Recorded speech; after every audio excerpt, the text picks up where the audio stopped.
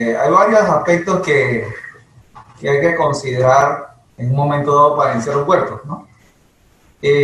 Lo principal es que hay que tener un plan previo, por muy pequeño, desde 1 metro cuadrado que usted tenga, usted puede cultivar en una casa. Pero trabajamos con seres vivos, ¿no? Que son las plantas, y cada planta tiene características bien particulares para su mejor desarrollo, ¿no? Entonces, hay plantas que requieren más sol, plantas que requieren menos sol, para ponerle un ejemplo. Las condiciones de temperatura, humedad, ahí le favorecen, ¿no? Entonces, el diseño es fundamental. Si los espacios son pequeños, yo me inclino mucho por hortalizas de hojas, ¿no? El más típico acá en Panamá es el culantro, ¿no? Es lo mínimo que puede tener la persona en un huerto urbano. La cebollina se puede cultivar muy bien, tenerla todo el año. El ají, los ajíes criollos, sobre todo, de variedades, ¿no? Los tomates también pudiese tener. Claro, hay plantas que son más exigentes que otros, ¿no? Pero principalmente, digamos, lo que es culantro, cebollina, incluso perejil, son plantas que se pueden cultivar muy fácilmente en un huerto, aromáticas, como orégano, ¿no? También se pudiesen tener, romero, pero que requieren uno o otra más sol depende del espacio que tenemos, ¿no? Si el espacio es un poquito más grande, digamos, personas que tienen la posibilidad de tener suelo en sus casas, ya sea de jardín, como utilizar ese espacio para hacer un jardín, pero un jardín comestible, ¿no? Que tienen esa posibilidad, yo me inclino por suelo, ¿no? Cultivar en el suelo. Ya en otros casos, por ejemplo, el tipo de hortaliza puede ser en contenedores de diferentes tipos y sustratos de diferentes tipos que le ofrezcan ciertas características propias a la planta. La orientación de los cultivos también es importante, digamos, si está en un jardín, por el mismo concepto, digamos, que acabo de mencionar, de la ubicación de las plantas, las posibilidades de riego. Si no tienen, digamos, esa posibilidad, tienen suelo muy compactado, propio de las urbes, ¿no? De las ciudades, entonces me inclino por la producción en bancales, en sustratos orgánicos o semiorgánicos, que también se pueden producir con lo que tengan en casa, incluso con de la jardinería, ¿no? Sustratos que se pueden utilizar de la jardinería. El sustrato viene siendo la tierra, ¿no? El sustrato es son el medio para la producción de plantas, ¿no? Uno ofrece más nutrientes que otro, ¿no? Puede llevar suelo o tierra en diferentes proporciones. Entonces, pero hay sustratos como uno muy utilizado de fibra de coco, ¿no? O gente que tiene acceso depende del tipo de materiales, acerrines, hojarasca que se pueden hacer de jardín. Se puede elaborar un sustrato, pero tienen que estar compostados, ¿no? Y mezclarlos, digamos, con suelo. Depende de las proporciones, que son muy variadas para la elaboración, ¿no? Entonces, es no hay sustratos malos. Los especialistas de estos grupos dicen no hay sustratos malos. Depende de las características que tenga la planta y de lo que ella necesite, ¿no? Entonces, lo demás tiene que proveérselo a través de la nutrición de la planta. Entonces, por ejemplo, en un macetero común de jardinería que hay en las casas, ya en un contenedor, pero usualmente lo que hacemos es que lo mezclamos la gente se inclina con tierra negra, pero no necesariamente puede usar suelo de otros tipos, ¿no? Porque es un medio.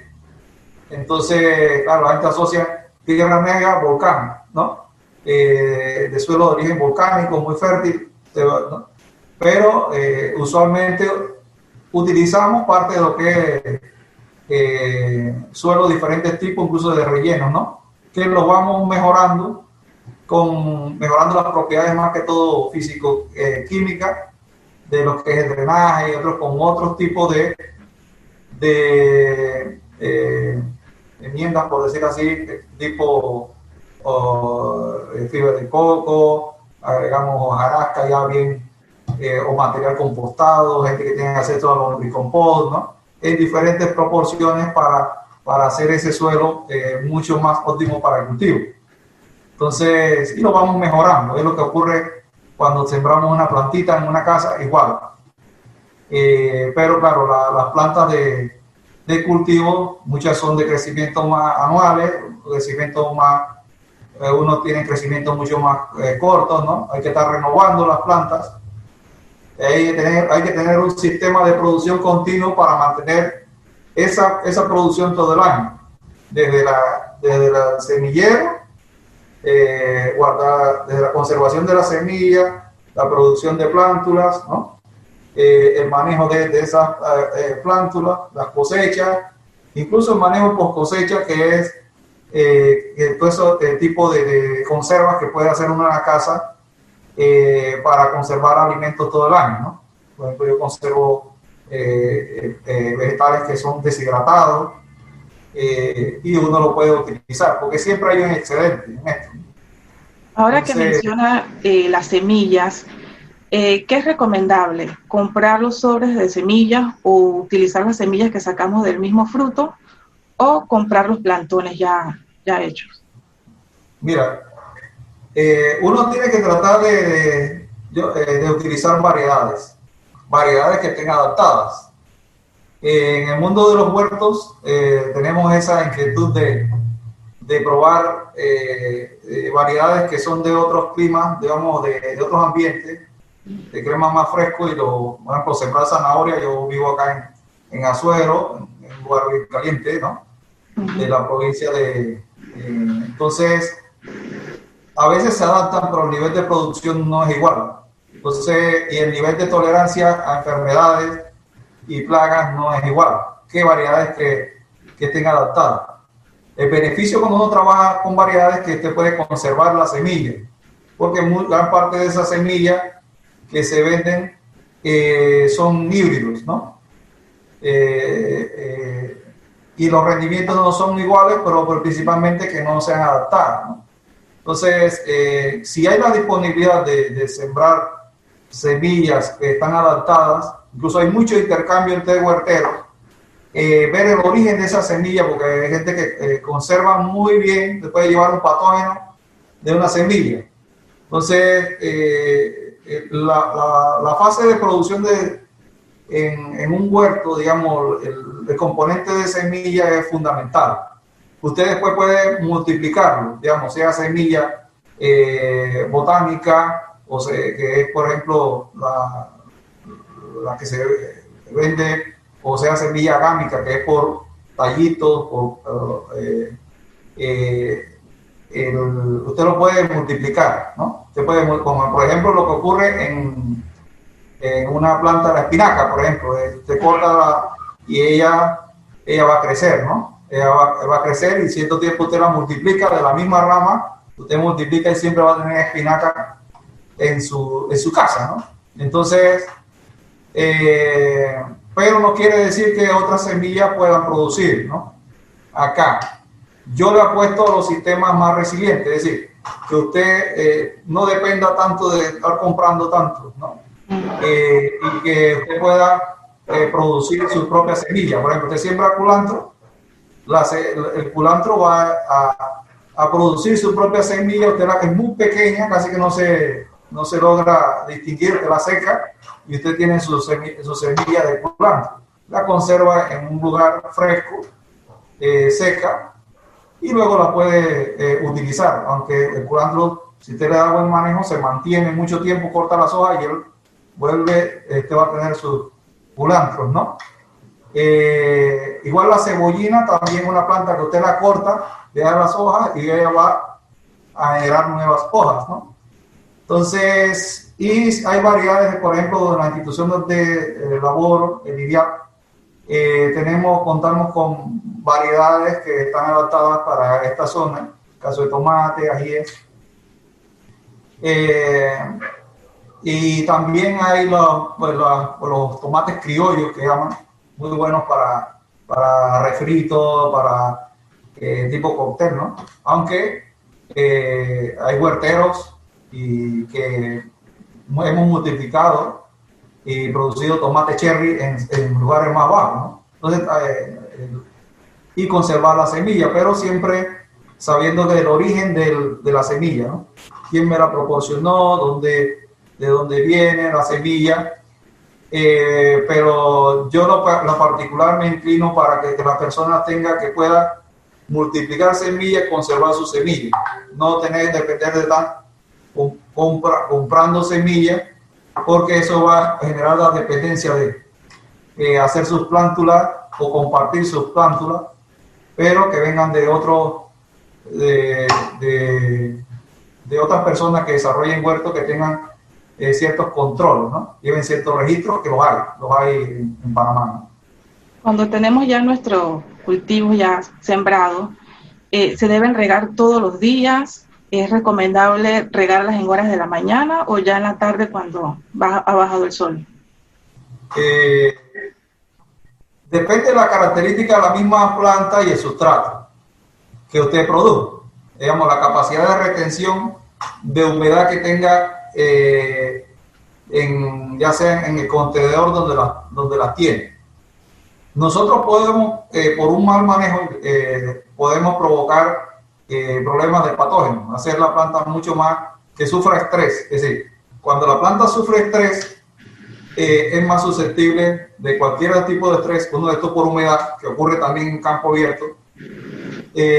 Cuando tiene estrés hídrico, es más susceptible a problemas de patógenos, o cuando tiene exceso de humedad. Entonces nosotros tenemos que manejarnos en un óptimo también ocurre en campo abierto cuando hay inundaciones, por ejemplo, la planta se asfixian literalmente, o se hacen más susceptibles o crean una condición para un patógeno, es decir, cuando hay una alta condición de humedad. Entonces uno tiene que manejar trabajar en los óptimos, ¿no? Trabajar en el óptimo de cada variedad. Entonces esto depende del sustrato que tenga y las proporciones que tenga y la capacidad de retención, digamos, de humedad que tiene ese contenedor, pero usualmente uno riega en la mañanita, bien temprano, o en la tarde, ¿no? Uno puede hacer los riegos y que exista buen drenaje en ese contenedor, en el suelo, depende de la condición de que se dé, ¿no? Es lo que te puedo mencionar, pero el componente hídrico es muy importante igual que otros componentes dentro de lo que gran parte de las enfermedades que tienen las plantas las producimos nosotros, pero por mal manejo. Y uno de esos es la humedad, ya sea que exista exceso o exista deficiencia. Entonces las plantas tienen un nivel óptimo, igual que tenemos los seres humanos, del consumo de agua que tenemos que tener, ¿no? Entonces nosotros le colocamos todo el agua de uno solo, y los sistemas mucho más modernos tienen controles y frecuencias de riego, son pequeños sorbos que se toman, pero claro, esas son cuestiones mucho más modernas, ¿no? El suelo, muchos abonos, lo que favorecen, mejoran lo que es el componente de materia orgánica, y hacen que elementos que están disponibles en ese sustrato estén disponibles para la planta. A veces en la parte de nutrición es como ir a un supermercado, los elementos, todos los macros, los micronutrientes están allí, pero muchas veces no están disponibles para la planta. Entonces muchos abonos orgánicos o vermicompost, ya sea vermicompost o compost a partir de los que tienen posibilidad de accesar a humus de lombriz, ¿no? Que es muy útil acá, o material que esté bien compostado, es muy bueno porque le mejora las características físico-químicas de ese sustrato, ¿no? Y usted va mejorando lo que tiene. Entonces, usualmente se coloca antes de. Y espaciado, usted puede poner, depende de la cantidad de plantas, cada 15 días, cada 30 días. ¿Por qué? Porque la planta no lo va a absorber todo lo va a absorber proporcionalmente dependiendo de su desarrollo. A medida que va desarrollando, va a absorber ciertos elementos. Entonces, también puede ser que se pierdan por lixiviación, es decir, que se infiltren en los riegos y puede ser mejor fraccionárselos, ¿no? O se volatilicen.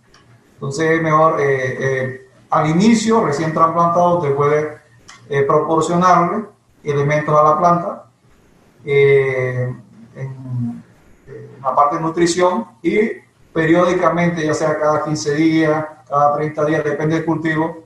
Usualmente la planta observa una clorosis, por ejemplo, y eso le da una idea de que tiene que abonar o fertilizar, nutrir mejor sus plantas, ¿no? Hay abonos que son sólidos, abonos que son líquidos.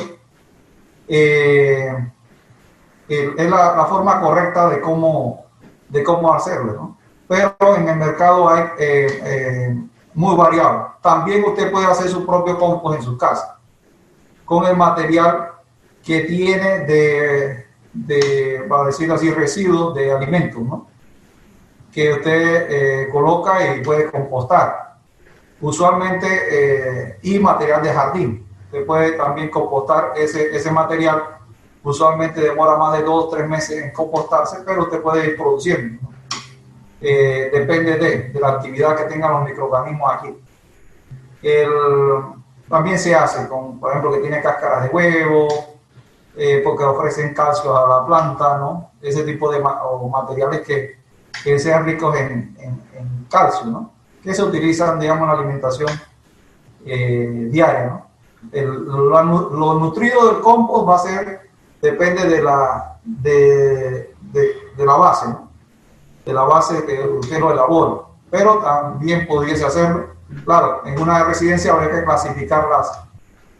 clasificar en el momento de los residuos, tratar de empezar a separar lo que es orgánico e inorgánico y compostarlo, ¿no?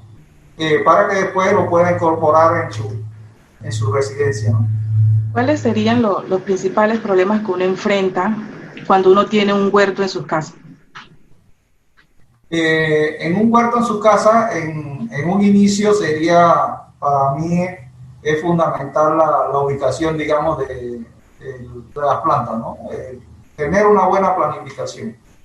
Y las características del lugar donde sea que usted disponga es lo que se llaman zonas blandas, o sea, que tenga posibilidades de jardín, suelo, o sea, que esté en un área dura que tenga que producir en un contenedor, que también lo puede hacer, ¿no?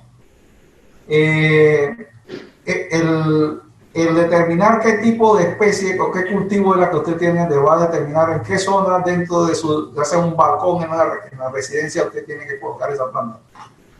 Entonces, el aspecto hídrico que acabamos de mencionar es un aspecto, digamos, fundamental, ¿no? Para tratar de liberar un poco, digamos, de no causarle estrés a la planta. La planta muestra esos signos, esos síntomas en un momento dado de condición de estrés, ¿no? Y el conocimiento de la etapa de desarrollo del cultivo es muy importante, porque las plantas nacen, crecen, reproducen, mueren. Entonces hay una fase de envejecimiento que es normal en ella y tenemos que pensar en plantas de reemplazo, de tener en un cierto periodo ya plantas de reemplazo para ese, depende del tipo de vegetal que ustedes tengan, ¿no? Entonces uno tiene que tener una planificación, por pequeño que sea el huerto, tiene que tener una planificación. Hay plantas que son de crecimiento más rápido, o más largo, perdón, y hay plantas que son de crecimiento de ciclo más corto. Entonces, son aspectos del conocimiento de la planta que usted va a trabajar, es fundamental en la planificación de un huerto. Es decir, que usted esté bien, sea hortaliza de hoja, de fruto, sea una planta aromática, sea una planta medicinal, todas tienen unas características en ellas. Entonces, eso nos permite a nosotros ver probablemente que ya la planta esté en una etapa ya avanzada en su desarrollo y nosotros estemos preocupados, pero ya completó su ciclo, ¿no? Su ciclo vegetativo, su ciclo reproductivo, y hay que reemplazarla. Entonces, en ese momento ya nosotros tenemos que estar preparados con otro semillero para hacer el cambio. Es decir, tiene que haber una planificación. En un huerto casero se producen las mismas enfermedades que se producen en un campo abierto. Es decir, la planta es sujeta a patógenos, a ataques de insectos, a enfermedades, en caso de bacterias, virus, ¿no? Las plantas también sufren lo mismo, sufren ese tipo de condiciones. Si nosotros trabajamos, digamos, en una condición de policultivos, ¿no? Eso le ofrece sistemas mucho más estables, es decir, que hay más variedad de plantas. Entonces, te voy a tener de un contenedor, pero diferentes tipos de plantas. Le ofrece una condición natural, ¿no? Digamos, vamos más a son sistemas más estables que cuando usted tiene un sistema, digamos, de monocultivo, por decir que usted tiene un solo cultivo, es como un atrayente para ciertos grupos de insectos, ¿no? Por eso es que los nuevos enfoques son en campos, en sistemas son a sistemas más diversificados. En un huerto ocurre, por muy pequeño, ocurre igual. Tiene una sola especie de planta, está en una condición de monocultivo.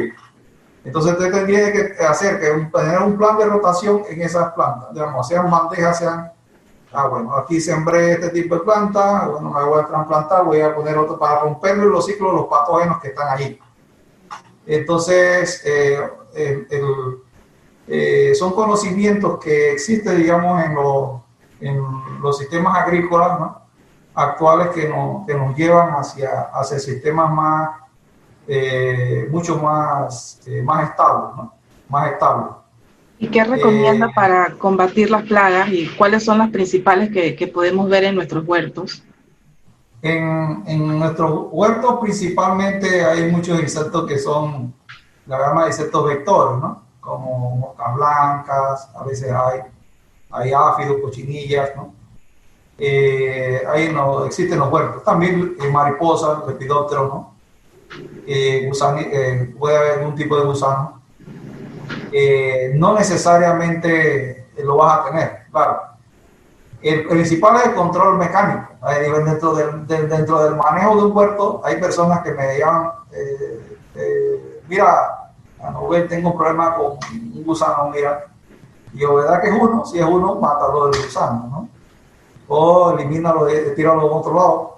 Es decir, pero la tendencia es a aplicarle algo. Vamos a echarle esto y gran parte de lo que le podemos aplicar sale del mismo huerto. Por ejemplo, el culantro es una planta que realizando un preparado puede ser utilizada para el control de otros insectos, ¿no? Que hay en el huerto. En el caso de lepidópteros, por ejemplo, actúa como un repelente también. Hay diferentes plantas, ¿no? El ajo, el ají, ¿no? Que tienen, digamos, que están mencionados en la literatura, que actúan sobre insectos, incluso contra patógenos, caso del ajo, caso de... la intención es siempre utilizar, digamos, plantas aromáticas que tenemos también, o colocarlas dentro del sistema. Ellas actúan como un repelente, digamos, te colocan la planta aromática, hace que insectos vectores no le lleguen, ¿no? No lleguen donde están. Entonces, ese equilibrio es lo que logra la armonía en un huerto, ¿no? En un huerto urbano. Hay muchas infinidades, digamos, de preparados que se pueden realizar, pero los más comunes son, sea a base de ajo, a base de culantro, incluso a base de hoja de tomate. Depende del tipo de extracto que usted quiere hacer. o un atomizador que puede aplicarla a las plantas, ¿no? Algunos le aportan incluso una parte nutricional a la planta, y no causan problemas en las personas que están allí, ¿no? Es decir, no tienen restricciones. A veces cuando uno compra un producto, lo aplican, tiene que tener mucho cuidado con el tipo de banda, el tipo de color que uno utiliza. Uno recomiendo, digamos, en huertos urbanos, el uso de insecticidas, digamos, muchos insecticidas comerciales, ¿no? Además de la satisfacción personal de que uno está cosechando sus propios productos, ¿qué otros beneficios tiene tener un huerto en las casas? No, hoy en día, digamos, el componente, digamos, de la mayor parte de los organismos internacionales y lo que se prevé es, digamos, eso le da, no son tan alentadores, por decirlo así, ¿no? Si tenemos que practicar, digamos, el tema de seguridad alimentaria es un tema de importancia, ¿no? Cada vez que usted deja de ir a un supermercado hoy en día, no, o cada vez que usted sale porque ya lo produjo en su casa, eso directamente está repercutiendo en la economía de su hogar. ¿Por qué? Porque son cosas que usted deja de comprar. Y cuando usted tiene un huerto, el material, digamos, usted consume siempre un producto fresco. Y tiene poco, ¿por qué? Porque los materiales son perecederos. Una vez que usted lo pone en su refrigeradora, es perecedero. Entonces, cada vez que yo voy a un huerto, tengo en mi casa y uso el complemento, por ejemplo, tengo culantro, tengo ajíes, tengo cebollina, ya son menos cosas que tengo que utilizar para condimentar para mi hogar, ¿no? Tengo berenjenas. La parte nutricional es muy importante, estamos relacionados con la parte de salud, ¿no? Entonces, el tener el desarrollo pleno de la agricultura urbana es un tema que muchos países lo ven como de seguridad nacional. ¿Por qué? Porque la mayor parte de nuestras hortalizas vienen de otros lugares, ¿no? Entonces usted tiene que asegurar el tema de seguridad de esos temas. Actualmente, además que te ofrecen, que te liberan el estrés, que mejoran la autoestima. Caso que tienen niños, por ejemplo, les puede enseñar, la agricultura nos enseña muchas cosas, ¿no? Y usted sabe lo que le ofrece un producto de ultra calidad, de mucha calidad, porque usted está consumiendo un producto orgánico, así que digo orgánico, usted sabe lo que tiene. Entonces, y en la economía, gran parte se repercute grandemente en la economía de ese hogar. De ese hogar. Entonces, yo vengo practicando, digamos, la agricultura urbana hace unos 16 años, ¿no? Y ya se te convierte en algo que tú lo haces normal, ¿no? Tienes en tu casa plantas como esta, ¿no? Ya sea de hoja, de fruto, y ya lo que tienes que comprar es muy poco, ¿no? Para complementar, pero siempre vas a salir y si no tienes huevos, por ejemplo, agarras y cosechas una cebollina, cosechas una espinaca y haces tus preparados y bueno, y estás alimentando bien a tu familia, ¿no? Entonces, por eso, digamos, el interés creciente de personas, digamos, hay mucho conocimiento en el ambiente, ¿no? En estos momentos y en países que nos llevan más delantera en esto, han podido desarrollar el modelo de parques agrícolas, jardines urbanos, ¿no? Huertos comunitarios, y las personas, el ciudadano se inclina por consumir le ofrecen un valor agregado a lo que viene de este tipo de huertos, ¿no?